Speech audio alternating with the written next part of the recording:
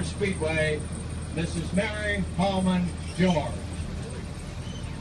Ladies and gentlemen, start your engines. There's the command, Mary Holman George. And the engine.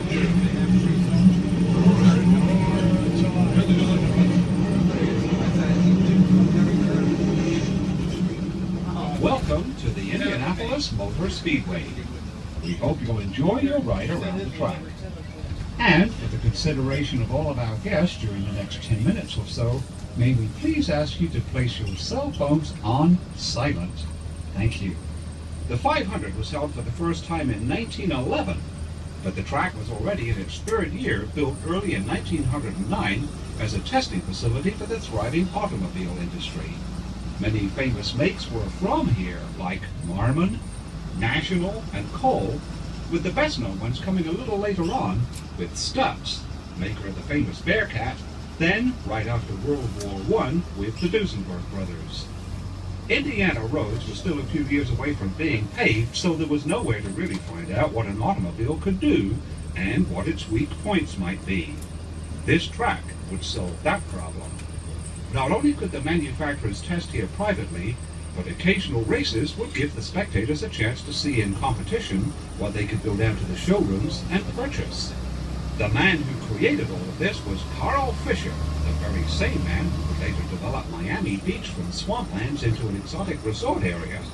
He also developed Montauk Point on Long Island and spearheaded the first drivable highway across the United States. We enter the track between turns 1 and 2 of the South End Short Straightaway. Up ahead is turn 2. There are 4 turns, each measuring exactly 1/4 of a mile from entrance to exit, and they are banked at 9 degrees and 12 minutes. The main straightaway, which we will be seeing in about 5 minutes, and the backstretch, coming up in just a moment, each cover 5/8 of a mile, so that the entire track is 2.5 miles around. From time to time along the way, you will see some of the portions of the road course built between 1999 and 2000. It winds through the infield and links back up with the oval over to the northwest. On the right are the original VIP suites built in 1973. We are riding on the very same 2.5 miles used by the drivers 100 years ago. Only the surface has changed. During the fall of 1909, down went 3,200,000 paving bricks, which is why the track still carries the nickname, the Brickyard. And where are the bricks today? Well, about 85% of the way around, they're still there, buried under several layers of asphalt. The most recent repaving job took place in the fall of 2004. If you think you may have spotted a golf course on either side of us, well, you have. It dates back to 1929. It's been revamped a couple of times since, most recently in 1993 by the world-famous Pete Dye, who used to live in Indianapolis. There are now 4 holes inside the track and 14 over on the right. The old course was once a major stop on the PGA Tour, the 500 Open being held between 1960 and 68. Each September between 1994 and 2000, the seniors played here. The 3-2-1 markers over on the outside fence are 100-yard reference points for entering turn 3. The 500 drivers will make the turn at about 220 miles an hour. The NASCAR drivers with cars which are double the weight will go through at about 170 miles an hour. The fastest laps ever completed here by 500 drivers have been right at 240 miles an hour. That means negotiating a 2.5-mile lap in less than 38 seconds. Or to put it another way, it's the equivalent of traveling down a football field in about 9/10 of 1 second. When we are in the turns, you can see the famed safer barriers up against the walls. They have done much to absorb the energy in the event of an accident resulting in wall contact. Safer barriers are coming into more and more use at major tracks, but the very first one was installed at this one in 2002.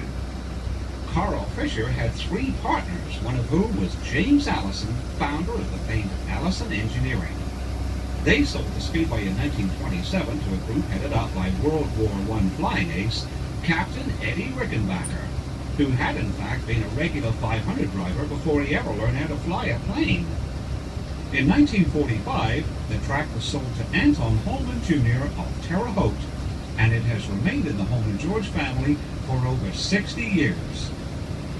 Over on the left are the final turns of the road course on their way to linking up again with the oval. Out of turn 4 and onto the main straightaway, corporate suites and double-decker grandstands. And can you imagine going all the way down there in 9 seconds? Drivers making pit stops used to drive all the way down the straight and pull over to their respective pit. In 1957, a separated pit lane was installed, and it may have been the first of its kind anywhere in the world. The current 500 cars have to stop several times during the race. They'll take on fuel and change 4 wheels in less than 10 seconds, and they don't use gasoline. From 1965 until 2006, everyone used methanol. Starting in 2007, the 500 cars have run on ethanol. NASCAR, however, does use gasoline, but blended with 15% ethanol. The tall building on the left is called the Pagoda. It was completed in 2000. This is where the Master Control Tower stood from 1957 until 1998. And prior to 57, a Japanese-style pagoda occupied this spot, and that's the reason for this current design. This one, however, has 10 floors and rises to the equivalent of a 13-story building. At ground level, and slightly over to the left, is the current winner's circle for the 500 and Brickyard 400, and just above it, the rostrum of the top 3 finishes in the MotoGP motorcycle race. The start-finish line isn't hard to locate. It's marked by a strip of bricks. As late as 1961, when A.J. Foyt won his first 500, the greater part of the main straight was still of bricks and mortar. And imagine that prior to the late 1930s, the entire 2.5 miles looked like that, and it made for a pretty rough ride. Up ahead, on the left, is the entrance to the Speedway's famed garage area and gasoline alley, which, while having changed in appearance over the years, has been back at that approximate location since 1914. We can't see it from here because of the trackside Formula One garages built in 2000.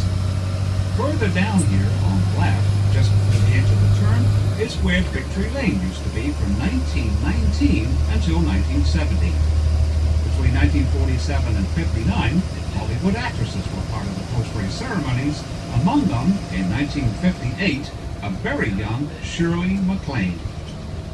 Here we are in the famous Turn 1, and on the infield you can see some more of the road course. That brings us to the south end once again to approximately where we started. I'm 4 times World Rally Champion. Finland is the perfect place to have the ultimate ice driving experience, Bentley power on ice.